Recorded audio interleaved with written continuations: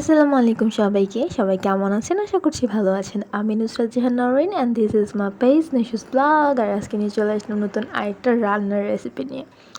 তো আমি বাবার বাড়ি এসেছি আজকে প্রায় ৩-৪ দিন হয়ে গিয়েছে। আর আমি সবসময়ের মতো বাবার বাড়ি আসলে আমার আম্মুকে ভাই বোনকে স্পেশাল কিছু রান্না করে খাওয়াই। বাট আজকে ঈদের পরে ৫-৬ দিন চলে গিয়েছে, প্লাস আমি আসারও ৩-৪ দিন হয়ে গিয়েছে। আমি তাদের এখনও কোনো কিছুই বানাই খাওয়াইনি।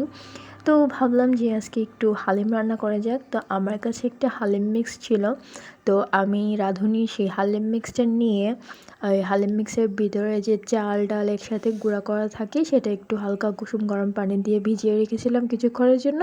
আর এখানে মাংসটা প্রিপেয়ার করে নিচ্ছি। আমি গরুর মাংস হালিমের জন্য পরিমাণ মতো নিয়ে ছোট ছোট করে কেটে নিয়েছি। তারপর শুকনো মরিচের গুঁড়া, তারপর হলুদের গুঁড়া, জিরা গুঁড়া, ধনিয়া গুঁড়া, লবণ সব কিছু আমি এবার দিয়ে দিচ্ছিলাম। আমি জানি যে হালিমের যে মশলাটা থাকে ভিতরে সেটার মধ্যে সব কিছুই দেওয়া থাকে, এক্সট্রাভাবে দেওয়ার কিছু নেই, বাট আমি একটু দেই কারণ আমার ভালো লাগে। তা আমি সবসময় এক্সপেরিমেন্টাল রান্না করতে ভালোবাসি, তাই আমি একটু এক্সপেরিমেন্ট করি। বাট শেষে দেখা যায় যে রান্নাটা সত্যি অনেক ভালো হয়েছে। তো এই তো আমি মাংসটা ভালো করে ম্যারিনেট করে নিচ্ছি। কিছুক্ষণ পরে এটা একটু কষিয়ে নিব ভালো করে। দেন ঘরে গিয়ে দেখি যে আম্মু এতগুলো হাঁসের ডিম নিয়ে আসছে, কারণ আমি আবার বাসায় চলে যাব, আমি হাঁসের ডিম কয়েকটা নিয়ে যাব। তাই আম্মু এগুলো এনে গুছিয়ে রাখছে আগে থেকেই। আসলে মায়েরা এরকমই হয়, মেয়েরা শ্বশুরবাড়ি থেকে আসলে দেন মেয়েরা কি নিয়ে যাবে, কি করবে না করবে সেগুলো অনেক আগে থেকেই চিন্তাভাবনা করতে থাকে। তো যাই হোক, এই তো আমার মাংসটা মোটামুটি কষানো হয়ে গিয়েছে। দেন আমি যে চাল ডালের মিক্সটা রেডি করে রেখেছিলাম সেটা উপর থেকে ঢেলে দিয়েছি।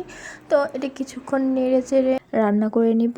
তারপর যখন এটা পারফেক্টলি কুক হয়ে যাবে দেন উপর থেকে লেবু, আদা, তারপর শসা কুচি, বেরেস্তা এগুলো সব দিয়ে দিতে হবে। তো এই যে আমি এখন এটা রেডি করব।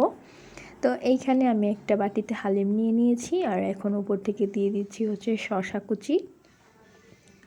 দেন দিয়ে দিব একটু বেরেস্তা, তারপর দিয়ে দিব একটু আদা কুচি, তারপর দিয়ে দিব লেবু কুচি, তারপর একে একে যা যা আমি কেটে রেখেছি সব কিছু দিয়ে দিব।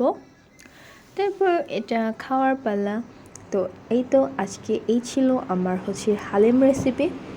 যদি আমার রান্নার ভিডিওটা ভালো লেগে থাকে অবশ্যই লাইক কমেন্ট